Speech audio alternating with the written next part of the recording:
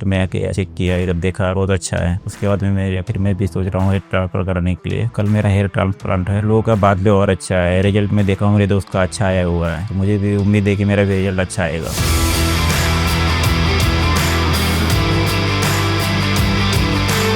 Hello, मेरा नाम लाल सिंह चौधरी है। मैं पुणे का ही रहने वाला हूँ। मेरा 3-4 साल से काफ़ी हेयर फॉल हो रहा था। फिर मैंने ऑनलाइन चेक किया, फिर मेरे दोस्त ने मुझे रेफरेंस दिया। उसने हेयर ट्रांसप्लांट इधर से 2 साल पहले कराया है, तो मैं आके चेक किया, जब देखा बहुत अच्छा है। उसके बाद मैं भी सोच रहा हूँ हेयर ट्रांसफर कराने के लिए। कल मेरा हेयर ट्रांसप्लांट है। लोगों का बाद भी और अच्छा है, रिजल्ट में देखा हूँ मेरे दोस्त का अच्छा आया हुआ है, तो मुझे भी उम्मीद है कि मेरा भी रिजल्ट अच्छा आएगा। मैंने ऑनलाइन भी चेक किया, गूगल वगैरह भी सर्च कर दिया, उधर भी रिव्यू वगैरह मुझे अच्छा दिखा आया भी। इधर चेक भी किया, इधर भी मुझे सब अच्छे रिव्यू दिए। डॉक्टर किरण सर भी बहुत अच्छे हैं, बाकी स्टाफ भी काफ़ी अच्छे हैं, सारे डाउट क्लियर हो गए।